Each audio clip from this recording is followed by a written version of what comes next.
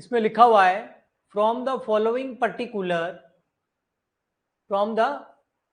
Particular prepare trading PNL यानी कि profit and loss account and the balance sheet for the year end date 31 March 2017। आपको question में बोला हुआ है 31 मार्च 2017 के लिए ईयर जो एंड हो रहा है उसके लिए आपको ये जो बैलेंसेस दे रखे हैं इससे ट्रेडिंग अकाउंट बनाना है, पीएनएल अकाउंट बनाना है एंड बैलेंस शीट बनानी है। तीनों एक ही क्वेश्चन में आपको तीनों चीजें बनानी है, trading, PNL and balance sheet. Okay, तो चलिए हम करते हैं स्टार्ट। सबसे पहले मैं तीनों के फॉर्मेट बना देता हूं, ठीक है। यहां बना देते हैं एक बार हम ट्रेडिंग अकाउंट,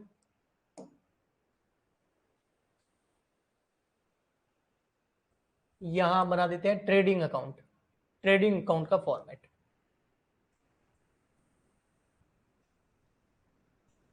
ट्रेडिंग और पीएनएल साथ में बना देते हैं, ठीक है। यस, तो ये आपका बनेगा trading and PNL account. Okay, और नेक्स्ट पेज पे हम बना देते हैं बैलेंस शीट। बैलेंस शीट हम फर्स्ट टाइम बना रहे हैं ना,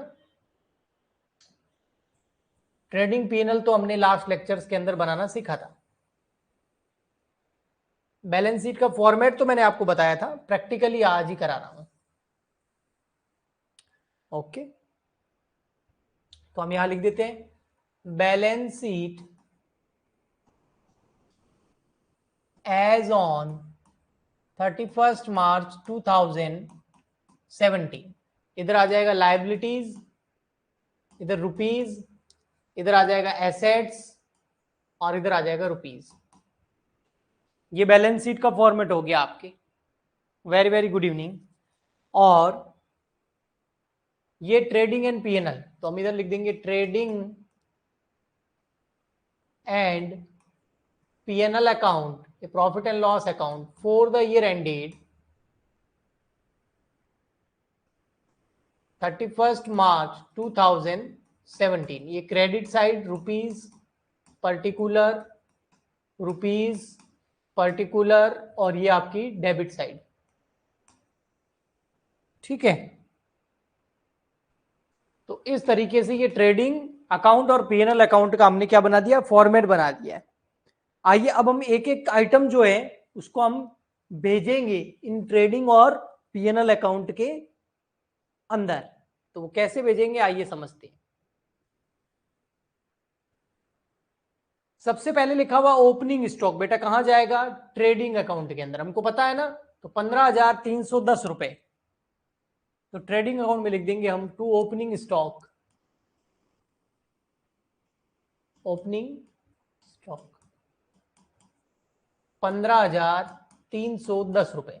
आप एक चीज का ध्यान रखना, देखो मैं गलती से है ना कोई अमाउंट गलत ना लिख दूं तो वो अमाउंट की जिम्मेदारी आपकी है। अगर मैं कोई गलत अमाउंट लिखूं तो आप मेरे को बता देना, है ना। जैसे ये कितना 15,310, तो मैंने सही लिखा है 15,310। ओके, नेक्स्ट है आपका परचेज। परचेज कितनी है ट्रेडिंग अकाउंट में जाएगी 82,400, 82,400। तो यहां लिख देंगे टू परचेज 82,400, और परचेज रिटर्न होगा तो क्या हो जाएगा, लेस। अगर होगा तो कर देंगे, नहीं तो लेस का मैं एक दिखा तो देता हूं यहाँ। परचेज रिटर्न हुआ तो लेस हो जाएगा, देखेंगे होगा कि नहीं होगा। नेक्स्ट आता है हमारा, ये परचेज हो गया। सेल्स, सेल्स भी ट्रेडिंग अकाउंट में जाएगा 2,56,000, तो यहां आ जाएगा बाय सेल्स 2,56,000, और अगर सेल्स रिटर्न हुआ तो वो लेस कर देंगे, अगर होगा तो क्वेश्चन के अंदर देखना पड़ेगा कि है या नहीं है।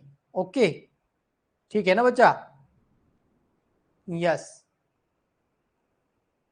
फिर आगे बढ़ते हैं। नेक्स्ट हमको क्या दिख रहा है, रिटर्न। रिटर्न कौन सा है, डेबिट। परचेज हमेशा डेबिट होता था, तो परचेज रिटर्न क्या होगा, क्रेडिट। तो क्रेडिट वाला जो है ना ये परचेज रिटर्न है। सेल्स क्रेडिट होता था तो सेल्स रिटर्न क्या होता है, डेबिट, तो ये सेल्स रिटर्न है। तो जो रिटर्न डेबिट हो रहा है वो सेल्स रिटर्न, और जो रिटर्न क्रेडिट हो रहा है वो परचेज रिटर्न। क्योंकि सेल्स रिटर्न के अंदर गुड्स कम्स इन होता है तो डेबिट, परचेज रिटर्न के अंदर गुड्स गोज आउट होता है तो क्रेडिट। तो ये सेल्स रिटर्न कितना है 4,000 रुपए, तो यहां हम लिख देंगे लेस कर देंगे सेल्स रिटर्न में से 4,000,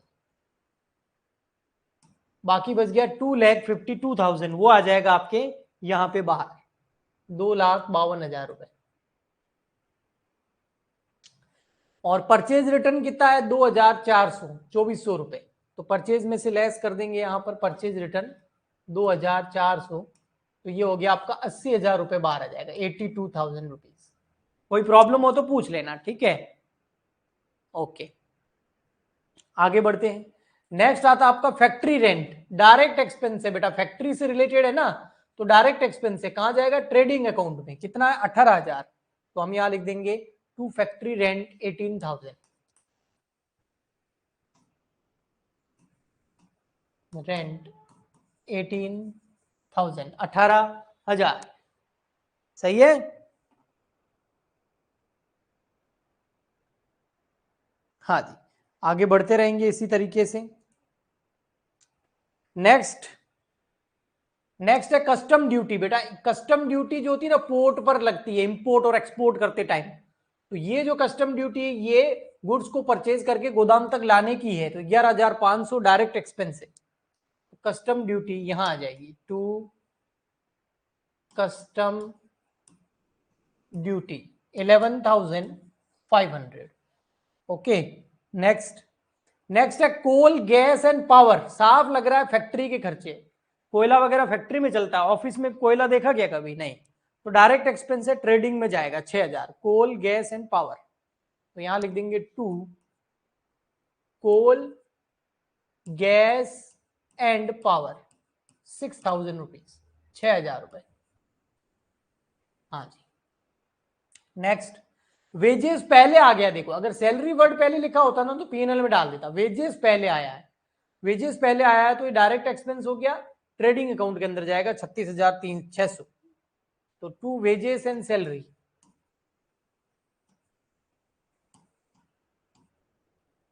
36,600, 36,600 था ना कि 300 था, 36,600, ओके वेरी गुड। डिस्काउंट देखो बेटा डेबिट हो रहा है, डेबिट हो रहा है मतलब डिस्काउंट हमने किसी को दिया है, हमारे लिए खर्चा है, लेकिन ये इनडायरेक्ट एक्सपेंस है ना, सेल को बढ़ाने के लिए डिस्काउंट दिया जाता है, तो ये 7,500 पीएनएल अकाउंट के अंदर चला जाएगा, 7,500 डिस्काउंट का, तो हम यहां पर पीएनएल अकाउंट में लिख देंगे, नीचे यहां पर पीएनएल अकाउंट बना देते हैं, ट्रेडिंग के नीचे इधर कंटिन्यू, दोनों साथ में बनाएंगे, तो यहां कर देता हूं मैं टू डिस्काउंट,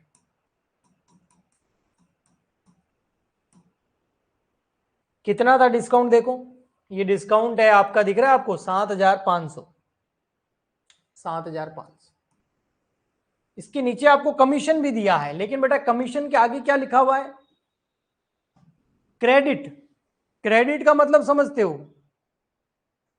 कमीशन के आगे क्या लिखा हुआ है क्रेडिट, क्रेडिट का मतलब समझते हो, खर्चा नहीं है इनकम है, मतलब कमीशन मिला है लेकिन इनडायरेक्ट इनकम है, पीएनएल अकाउंट में जाएगी, कितनी 1,200, तो पीएनएल अकाउंट में इधर लिख देते हैं बाय कमीशन, कमीशन मिला है 1,200 यानी कि 1,200 रुपए। ओके जी, इतना ही है, हाँ जी इतना ही है बिल्कुल। नेक्स्ट क्या आ रहा है बेटा बैड डेप्स, बैड डेप्स कितना है 5,850 रुपए, हमारे डेटर थे, हमने उधार माल बेचा था, उधार गुड्स सेल किया था और वो लोग पैसा खा के भाग गए, बैड डेप्स हो गया, तो एक तरह का लॉस है, इनडायरेक्ट लॉस है, पीएनएल अकाउंट के अंदर जाएगा 5,850, to bad debts 5,850, to bad debts 5,850।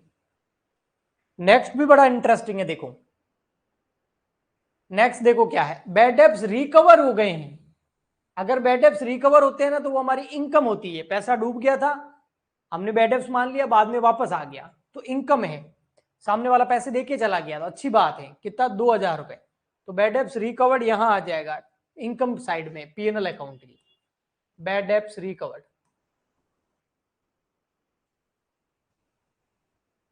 है कितना, ये 2,000, तो यहां आ जाएगा 2,000 रुपए। ओके जी, नेक्स्ट देखो कौन सा प्रीमियम है, अप्रेंटिसशिप प्रीमियम, ये जो प्रीमियम होता है ये इनडायरेक्ट एक्सपेंस होता है बेटा, ये क्या होता है? इनडायरेक्ट एक्सपेंस होता है। ओके, और इनडायरेक्ट एक्सपेंसेस सारे के सारे कहां जाते हैं? पीएनएल अकाउंट के अंदर, ठीक है। और इनडायरेक्ट इनकम हो तो कहां जाती है? पीएनएल अकाउंट के अंदर। अब ये देखो यहां पर, इसको पढ़ना थोड़ा सा अच्छे से। अप्रेंटिस प्रीमियम है, प्रीमियम जो है ना वो रिसीव हुआ है, मतलब फायदा है, ये हमारे लिए फायदा है, ये फीस हमको रिसीव हुई है। तो इसको हम कहां लिखेंगे? पीएनएल अकाउंट की क्रेडिट साइड में 4,800 रुपए।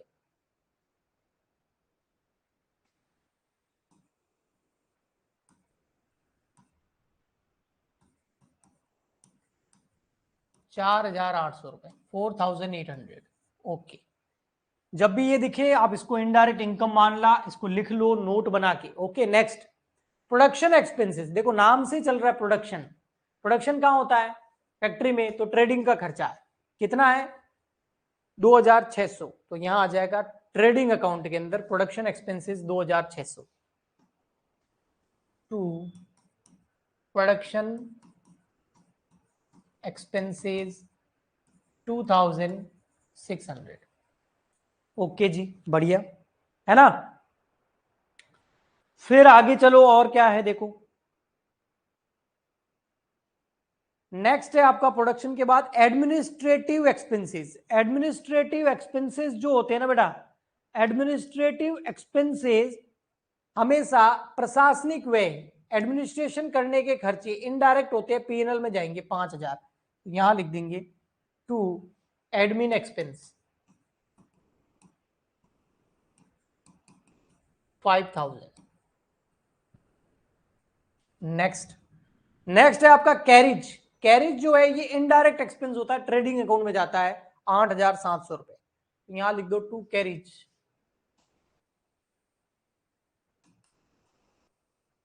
8,700। तो यहां तक एक बार आप थम्स अप भेजिए, यहां तक कोई प्रॉब्लम प्लीज, फिर हम आगे बढ़ते हैं। यहां तक एक बार थम्स अप भेजिए, जो क्वेश्चन हो गया है मैं दिखा देता हूं। यहां तक इस साइड का पूरा कर लिया ना, यहां स्टार्ट करूं उससे पहले एक बार थम्स अप भेज दो फटाफट, तब तक मैं भी पानी पी लूं, है ना। बताइए जी।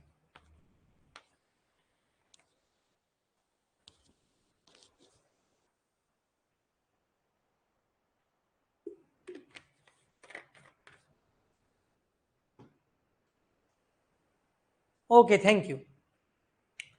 नेक्स्ट है आपका देखो कैपिटल। कैपिटल कहां जाता है? बैलेंस शीट में, लायबिलिटी साइड में। कितना? 2,50,000। तो बैलेंस शीट की लायबिलिटी साइड में हम लिख देंगे कैपिटल अकाउंट 2,50,000। और आपको पता है ना इसके अंदर क्या होता है, अगर नेट प्रॉफिट होगा तो ऐड हो जाएगा, नेट लॉस होगा तो क्या हो जाएगा? लेस। और ड्राइंग क्या होती है इसके अंदर? लेस। तो मैं नेट प्रॉफिट मान लेता हूं कि नेट प्रॉफिट होगा तो ऐड कर देंगे, ड्राइंग होगी तो लेस कर देंगे। कैपिटल में हमेशा ये एडजस्टमेंट होता है। हाँ, अगर अलग से कैपिटल अकाउंट बनाते हैं तो नहीं होता है, लेकिन अगर अलग से कैपिटल अकाउंट नहीं बना रहे तो ऐसा करना पड़ता है। उसके बाद नेक्स्ट है आपका ड्राइंग। ये देखो ड्राइंग आ गई, कितनी है? 48,000। तो इसको कैपिटल में से क्या कर लेंगे? लेस। ड्राइंग कितनी है? 48,000। 48,000 रुपए की ड्राइंग करी, कैपिटल में से लेस हो जाएगी। ओके, पीएनएल में नहीं जाएगी, ट्रेडिंग में नहीं जाएगी। ओके, हाँ, गुड्स की ड्राइंग करी होती तो परचेज में से लेस हो जाती। नेक्स्ट है सन्ड्री डेटर। एसेट है कितने? 57,000 के। तो सन्ड्री डेटर 57,000 यहां लिखेंगे हम। Sundry debtor 57,000।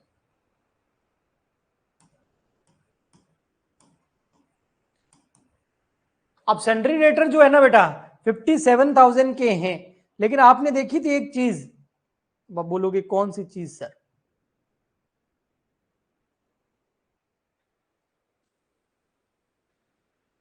हमने देखी थी इसके नीचे जस्ट क्रेडिटर। यस, ये देखो सन्ड्री क्रेडिटर। क्रेडिटर लायबिलिटी होती है तो कहां जाएगी? क्रेडिट साइड में। कितनी? 12,000। तो यहां लिख देंगे sundry creditor. Sundry debtor asset होती है, सन्ड्री क्रेडिटर लायबिलिटी होती है। डेटर तब उत्पन्न होते हैं, कितना? 12,000 था ना। हाँ, डेटर तब उत्पन्न होते हैं जब हम किसी को उधार गुड सेल करते हैं। क्रेडिटर तब उत्पन्न होते हैं जब हम किसी से उधार गुड्स परचेज करते हैं। तो परचेज किया, उधार पैसे देने हैं तो लायबिलिटी, सेल किया, उधार पैसे लेने हैं तो एसेट। Next, depreciation. डेप्रीशिएशन हमेशा एक तो जाता है पीएनएल अकाउंट के अंदर, एसेट्स पे डेप्रीशिएशन लगता है। एसेट की वैल्यू जब है ना कम होती है ना तो डेप्रीशिएशन लगता है। तो एक तो पीएनएल अकाउंट में जाएगा, इनडायरेक्ट लॉस है, और दूसरा एसेट में से इसको कम किया जाता है। ओके, है कितना डेप्रीशिएशन? 4200 रुपए। कितना है? 4200 रुपए। ओके, तो डेप्रीशिएशन लिख दो यहां पर, टू डेप्रीशिएशन 4200 पीएनएल अकाउंट के अंदर। अब कौन सी एसेट पे डेप्रीशिएशन लगाया इसने वो बोला नहीं है, तो हम ये मान रहे हैं कि एसेट में से पहले से ही कम हो गया होगा। Okay, next, charity.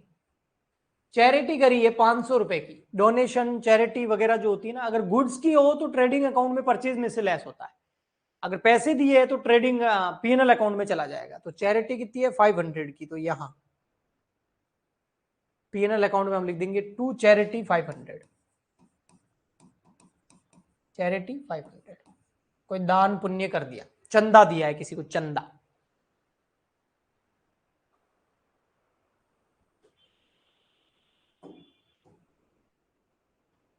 चैरिटी, ठीक है। और देखो फिर उसके बाद कैश बैलेंस। कैश बैलेंस कहां जाएगा? एसेट साइड में 4460 बैलेंस शीट में, तो यहां आ जाएगा कैश बैलेंस 4460। नेक्स्ट, नेक्स्ट है आपका बैंक बैलेंस। बैंक में बैलेंस पड़ा है कितना? 4000 रुपए का, तो ये भी एसेट साइड में जाएगा। यहां पर bank balance 4000। Next, bank charges. Bank charges जो होते हैं ना बेटा, इनडायरेक्ट एक्सपेंस होते हैं। बैंक चार्जेस क्या होते हैं? इनडायरेक्ट एक्सपेंस होते हैं। तो इनडायरेक्ट एक्सपेंस को कहां लिखना होता है? पीएनएल अकाउंट के अंदर लिखना होता है। तो बैंक चार्जेस को हम लिख देंगे पीएनएल अकाउंट के अंदर, कितने हैं? 180, 180 रुपए की, तो यहां लिख देंगे to bank charges, indirect expense ना इसलिए, टू बैंक चार्जेस 180, 180। इसको थोड़ा सा और मैं ड्रॉ कर देता हूं ताकि आगे के आइटम्स जो है एक्सपेंडिचर इनकम्स वो भी आ जाए इसमें। लाइन को थोड़ा और कर देता हूं मैं। हाँ जी, नेक्स्ट, नेक्स्ट है एस्टैब्लिशमेंट एक्सपेंसेस। क्या है? Establishment expenses.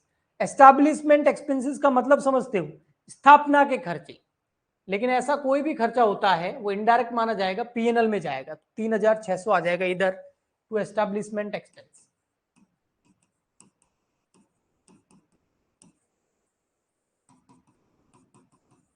3000 स्थापना के खर्चे। ओके, नेक्स्ट, नेक्स्ट आता है प्लांट। प्लांट तो एसेट होती है, तो एसेट साइड में चली जाएगी, कितनी? 42,000। तो बैलेंस शीट में एसेट साइड में आ जाएगा प्लांट, कितना? 42,000, 42,000। नेक्स्ट आता है लीज होल्ड बिल्डिंग। बिल्डिंग भी एसेट होती है, तो एसेट साइड में चली जाएगी, कितनी? 1,50,000। तो leasehold building 1,50,000। Okay, next, next आता है sales tax collected. Sales tax collect किया है। सेल्स टैक्स क्या किया हमने? कलेक्ट किया है। सेल्स टैक्स समझते हो ना? पहले सेल्स टैक्स लगता था, आजकल क्या लगता है? जीएसटी। पहले लगता था सेल्स टैक्स, आजकल क्या लगता है? जीएसटी। तो ये सेल्स टैक्स कलेक्टेड जो किया है ना, जैसे जीएसटी अगर किसी कस्टमर से आपको मिला है, आपने कुछ बेचा, आपको कुछ जीएसटी मिला, क्या वो आपकी इनकम है? नहीं, वो जीएसटी या सेल्स टैक्स आपको गवर्नमेंट को पे करना पड़ता है, और आपने कलेक्ट कर लिया है लेकिन अभी तक गवर्नमेंट को अगर पे नहीं किया है तो ये आपके लिए एक लायबिलिटी है कि आपने लोगों से गवर्नमेंट के लिए टैक्स का पैसा लिया है बट आपने इसको आगे अभी तक जमा नहीं कराया है। तो इसको हम बैलेंस शीट की लायबिलिटी साइड में लिखेंगे, सेल्स टैक्स लायबिलिटी 2000।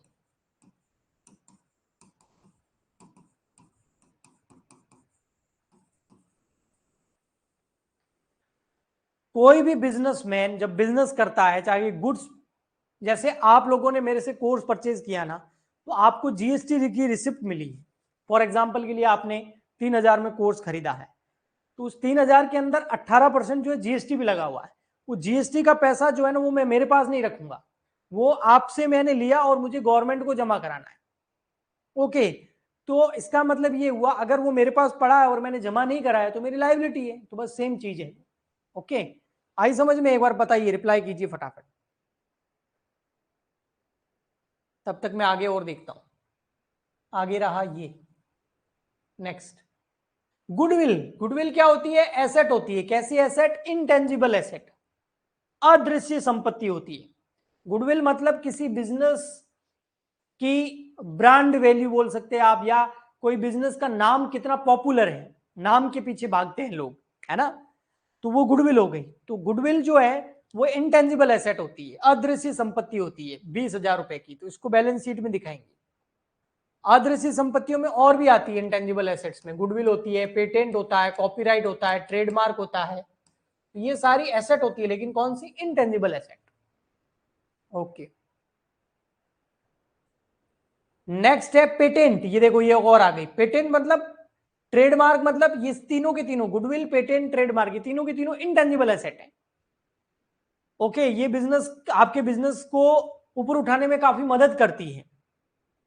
पेटेंट और ट्रेडमार्क की वजह से कोई भी आपके प्रोडक्ट को कॉपी नहीं कर सकता, ऐसा आपको अधिकार मिल गया है। तो पेटेंट और ट्रेडमार्क दोनों की दोनों इंटेंजिबल एसेट है, 10,000 और 5,000। तो पेटेंट एंड ट्रेडमार्क 10,000, ट्रेडमार्क 5,000। एक कॉपीराइट भी होता है, फॉर्मूला भी होता है, फ्रेंचाइजी भी होता है ना। तो ये सारे के सारे इंटेंजिबल एसेट। लोन लिया है हमने, अब लोन तो क्रेडिट, क्रेडिट मतलब लाइबिलिटी है हमारे लिए, है ना। 25,000 रुपए लोन कितना है? 25,000 का। तो बैलेंस शीट की लाइबिलिटी साइड में आ जाएगा लोन 25,000 का। आपने लोगों से लोन लिया है 25,000 रुपए का, या बैंक से लिया है, जो भी है, लाइबिलिटी है आपकी। नेक्स्ट आता है interest on loan. Interest on loan तो भैया खर्चा हो गया ना, जो आपने लोन लिया है उसके ऊपर आप क्या पे कर रहे हो? इंटरेस्ट पे कर रहे हो। उस लोन के ऊपर आप क्या पे कर रहे हो? इंटरेस्ट पे कर रहे हो। तो ये तो इनडायरेक्ट एक्सपेंस है, पीएनएल अकाउंट में चला जाएगा 3,000 रुपए। यहां लिख देंगे टू इंटरेस्ट ऑन लोन। खर्चा है आपके लिए, इनडायरेक्ट है, 3,000। ओके, तो यहां तक हमने जो है लगभग सब कर लिए। 1 बज गया। ये देखिए, क्लोजिंग स्टॉक 31 मार्च 2017, जब ईयर एंड हो रहा है उस दिन का स्टॉक, मतलब क्लोजिंग स्टॉक। बेटा क्लोजिंग स्टॉक कहां कहां आता है? आप बता सकते हैं, अगर आप बताना चाहे तो मैं आपको टाइम दे सकता हूं। क्लोजिंग स्टॉक कहां कहां आता है? 25,400 रुपए। अब कोई बोलेगा सर क्लोजिंग स्टॉक तो आता है ट्रेडिंग अकाउंट में, तो लिखिए ट्रेडिंग अकाउंट में 25,400। ओपनिंग स्टॉक भी ट्रेडिंग में, क्लोजिंग स्टॉक भी ट्रेडिंग में, बाय साइड में 25,400। लेकिन एक बात बता दूं, opening stock only trading account में आता है, लेकिन क्लोजिंग स्टॉक ट्रेडिंग अकाउंट के साथ साथ बैलेंस शीट में भी आता है। बैलेंस शीट की एसेट साइड में, स्टॉक एसेट होती है ना, तो यहां आ जाएगा स्टॉक, लेकिन कौन सा? क्लोजिंग, ओपनिंग नहीं आएगा इधर। 25,400। तो ट्रेडिंग और balance sheet, opening stock only trading account की डेबिट साइड में जाता है, क्लोजिंग स्टॉक ट्रेडिंग अकाउंट की क्रेडिट साइड में, एंड बैलेंस शीट की एसेट साइड में जाता है, याद रखना। ओके जी, अब आइए हम फटाफट से क्या करते हैं, ग्रॉस प्रॉफिट कैलकुलेट करते हैं। तो इधर की टोटल करके देखते हैं। यहां की टोटल ये आ रही है आपकी 2,52,000, 2,52,000 प्लस 25,400, 2,77,400, 2,77,400। इसमें हम क्या करते हैं, जो डेबिट साइड के खर्चे हैं वो सारे लेस कर देते हैं। 15,310, 80,000, 18,000, 11,500, 6,000, 36,600, 2,600, 8,700। तो ये आ गया ग्रॉस प्रॉफिट 98,690। यहां लिख देंगे टू ग्रॉस प्रॉफिट 98,690 और ये कैसे आया बैलेंसिंग फिगर। और ये ग्रॉस प्रॉफिट आगे कहां ट्रांसफर होगा, ये चला जाएगा पीएनएल अकाउंट के अंदर। प्रॉफिट है तो इधर जाएगा, लॉस होता तो इधर जाता। तो ग्रॉस प्रॉफिट इधर आ जाएगा क्रेडिट साइड में क्योंकि प्रॉफिट है और पीएनएल के क्रेडिट साइड में प्रॉफिट ही आता है 98,690। और अब हम क्या करेंगे, देखो इधर ग्रॉस प्रॉफिट आ गया। अब पीएनएल अकाउंट की टोटल कर लेंगे हम। पीएनएल अकाउंट के क्रेडिट साइड की टोटल करते हैं 98,690 प्लस 1200 प्लस 2000 प्लस 4800।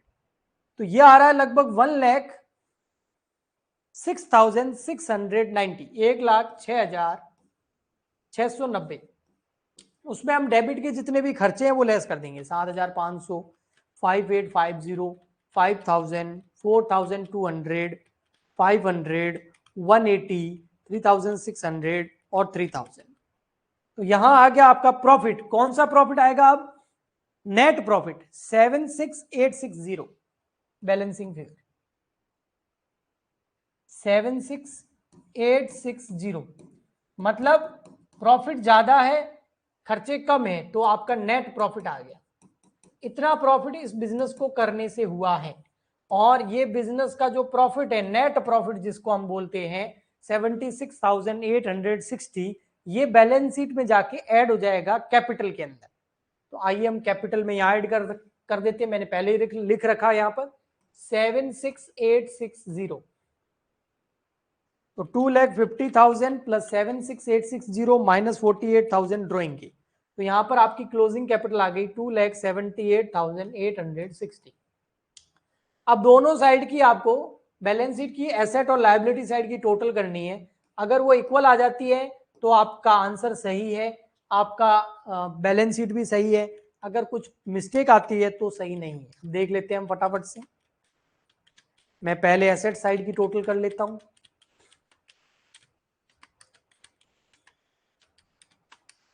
$3,17,860, 3,17,860 ये एसेट साइड की टोटल आ रही है। अब इतना का इतना लायबिलिटी में भी आना चाहिए। अगर इतना का इतना लायबिलिटी में आ गया तो ठीक है, नहीं आया तो फिर रॉन्ग है। 278,860 प्लस 12,000 प्लस 2,000 प्लस 25,000 बिल्कुल आ रहा है 3,17,860, 3,17,860 रुपए। बताइए जी। तो बैलेंस शीट की टोटल हमेशा इक्वल आती है, तब हमें पता चलता है कि हमने ट्रेडिंग, पीएनएल और बैलेंस शीट यानी कि फाइनल अकाउंट एकदम सही